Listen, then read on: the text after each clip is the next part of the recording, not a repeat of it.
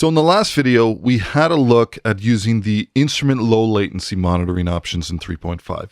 Now in this video, what I wanted to do is have a look at some of the miscellaneous improvements and the new features that have been added in 3.5. Now I've gone ahead and quantized the timing of this base performance that I did in the previous video.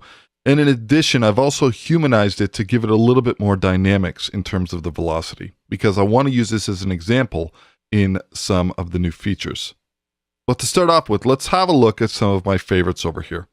Now, although this is purely cosmetic, one of my favorite new features that they added in 3.5 is if I was to go ahead, double-click this plugin to open it, and I wanted to bypass this, you'll notice that we now have this color, this orange power button, which indicates that a plugin's bypassed. And this indicates it visually within the mixer or the console without having to open up the plugin.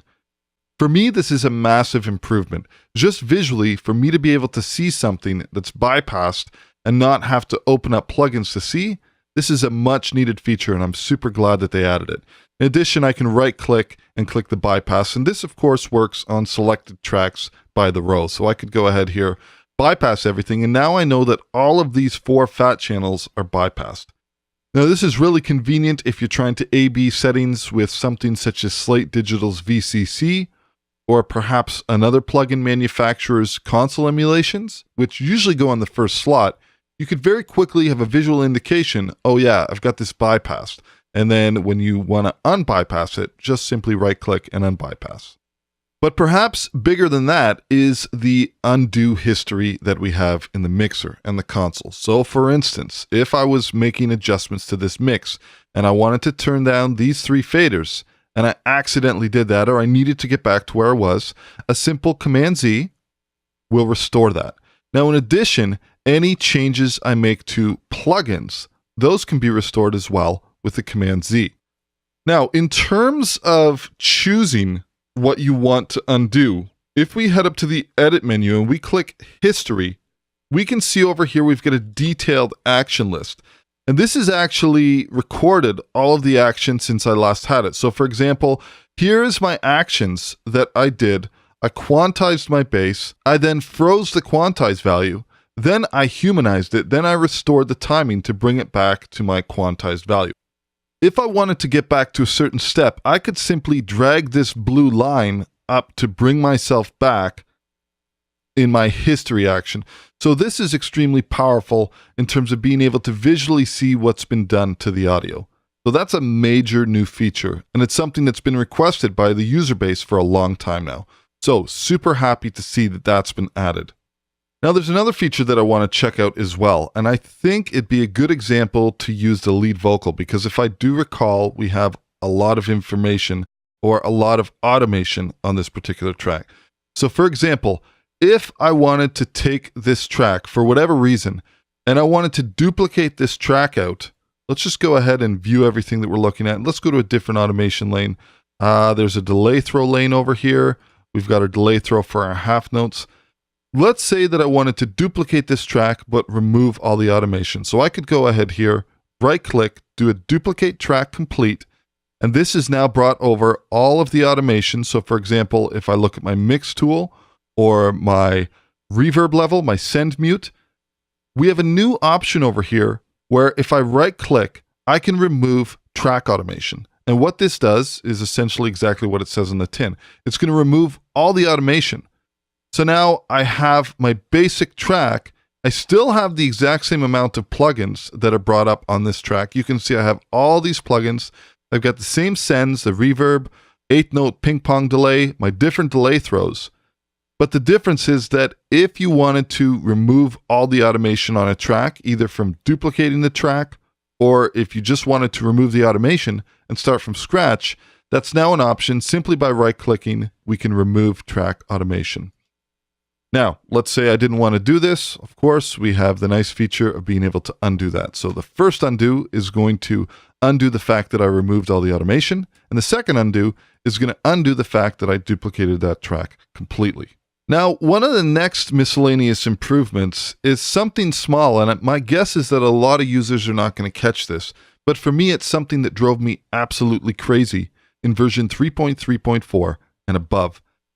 And that was the fact that if you had your option, cursor follows edit position, enabled, which basically snaps the cursor to the front of a selected event over here, if you were scrolling through the tracks using the up and down arrow, it would automatically snap to the beginning of the event, because as we move up or down, it automatically selects an event. So if I was to move up to the base track, my cursor would jump from bar 44 to bar 45.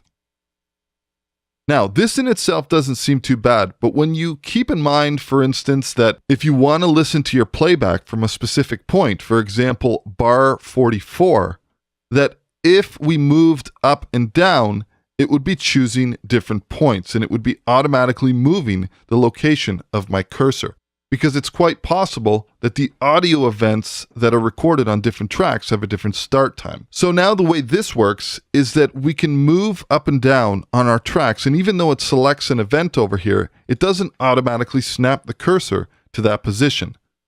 Now, if I was to manually select an event, for example, if I moved to here and then I manually selected that, now it's going to snap. Or if I select this track and I hit my L to locate my cursor, now it will move to the front of the event. But either way, we now have the choice, and Studio One is not assuming that we want to relocate our cursor just because we moved to a different track and the event start was at a different location. Now, the next option I want to have a look at over here is something that I also find super useful because it was something that was confusing in a previous version. So what I'm going to do is I'm just going to go ahead here and create a new track, and let's go ahead, make sure our automation is off. I'm going to choose input 1, and let's just go ahead and record enable this. And the next thing I'm going to do is I'm just going to enable my native low latency monitoring. Okay, so now I'm monitoring through my DAW, very low latency. So what I'm going to do is I'm going to solo this track out, and I'm just going to record 3 different audio events. Okay, so this is the first one, number 1. Let's change our cursor position. This will be the second one, number 2. And let's change our cursor position again. And this will be the third one, number 3. Okay, now I'm just going to head over to my effects tab over here. And what I want to do is I'm just going to go ahead here and I'm going to load an instance of Pro EQ, but I want to load this onto the events as an event effect. So the way we do that is we select the plugin that we have over here. I'm going to hold down Alt or Option, and I'm going to drag it onto here. I'm going to drag it onto here, and I'm also going to drag it onto here. Now, in 3.5, when you have event effects on an audio event, depending on which audio event you have selected, will pop up or populate the proper plugin GUI for that particular event. So for instance, it's currently set to number 3. Let's select this first audio event over here. You can see that it changed, 45. Now, just to kind of drive this home a little bit further, let's make some different settings for each of these EQs over here. We'll just do a high-end boost. Maybe we'll do that and here. So now the event effects window is based on the current selected event effect. Then, of course, I can close this. And of course, we have our shortcut, which is Option F or Alt F to bring up the event effects window so that we can see it.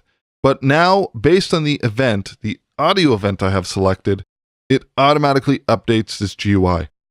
So that's a super useful feature for me because I can't tell you how many times I had an event effect window open and I was adding either a delay throw or a reverb or maybe a little bit of EQ or something to a particular audio event, and it actually wasn't the correct audio event. It had a different window that was open, and I was technically adjusting the parameters of an audio event effects window that wasn't based on the audio that I thought I was working.